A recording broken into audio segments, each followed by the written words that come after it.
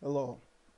The scriptures clearly confirm and reveal the fact that the only true God very often chooses and inspires seemingly undesirable individuals to attempt to get the attention of and to correct and to readjust the recognized leaders of God's chosen people, his professed servants and worshipers.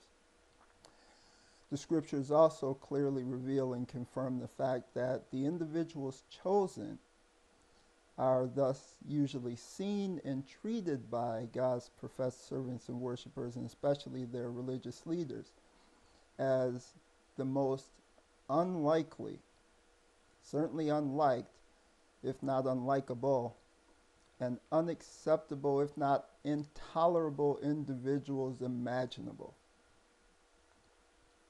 Those who are familiar with the scriptures may begin to think about certain individuals in the Bible whose lives and experiences confirm these facts. Individuals such as Joseph, the 11th of the 12 sons of the patriarch Jacob, whose older, jealous brothers contemptuously referred to as that dreamer.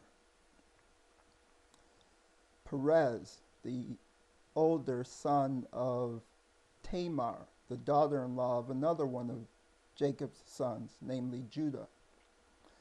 In fact, Perez and his younger twin brother were conceived when their mother Tamar dressed like a prostitute and was seduced and impregnated by Tamar's father-in-law, Judah. Judge Jephthah, one of the inspired judges of ancient Israel, who was the son of a harlot. King David, the youngest of the 8 sons of Jesse, and King Solomon, the second son of King David and the notorious adulteress Bathsheba.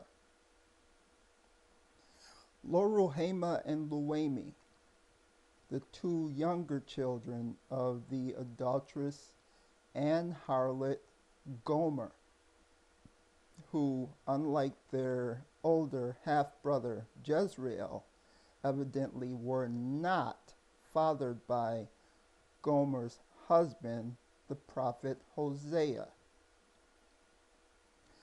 The prophet Amos, a lowly shepherd and nipper of figs. The prophet Jeremiah, who was a young man who had only begun serving as a priest for a few weeks when he was called and inspired by the only true God to be a prophet, something which certainly could not have, and according to the Bible, did not set well with the older, more renowned and respected and knowledgeable and experienced priests who had served in that capacity for many, many years. John the Baptist, Mary and Joseph, the 12 apostles, which of course included lowly commoners, even fishermen, and a notorious tax collector. The Apostle Paul, who was a former Pharisee, especially Jesus Christ.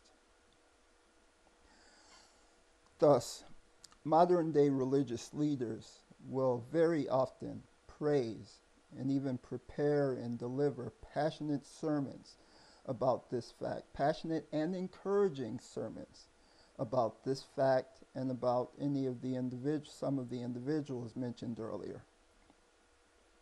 However, they are also highly inclined to adamantly reject any thought or suggestion that anyone now living might actually be chosen and inspired by the only true God to rebuff anything that they believe and teach, and to in any way surpass them, even if that person might be a modern day Apostle Paul, considering the fact that the Apostle Paul similarly experienced that type of reaction when he received his calling and special ministry to be the apostle to the nations. And especially if the individual happens to be someone that they perhaps piously and condescendingly see as very unlikely, unliked, if not unlikable, and very unacceptable, if not intolerable. Therefore, I'd like to conclude this particular message with a question and some food for thought. Why is it that the professed servants and worshipers of the only true God almost always seem to forget our history and the history of God's dealings and the type of individuals that he often chooses as his messengers?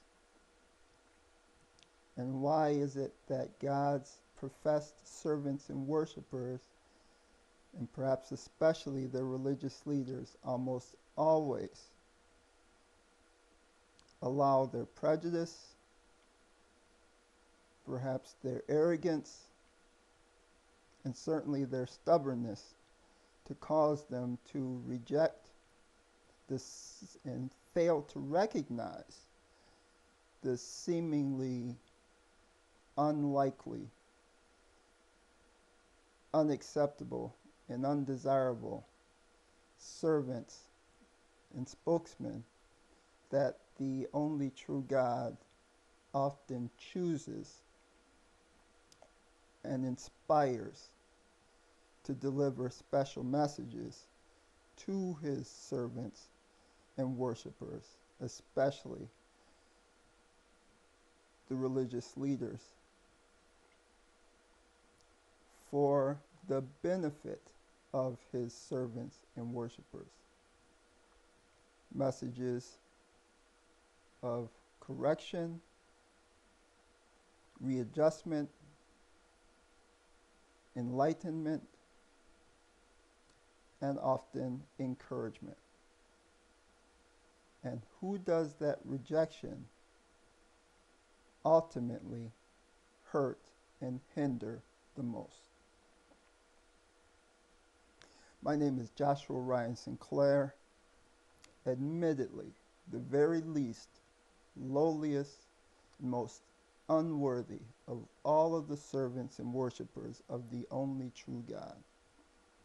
And I humbly share this message with my love, concern, best wishes, blessings, and prayers for each and every one of you, especially your children, your elderly ones, your sick and disabled, as well as each of those among you in your neighborhoods and in your communities who are depressed, grieving, lonely, neglected, oppressed, exploited, abused, and certainly also those who may be missing, perhaps without a trace. Again, from my family to yours, shalom, agape, and assalamu alaikum, with our love, best wishes, and blessings. And thank you for listening.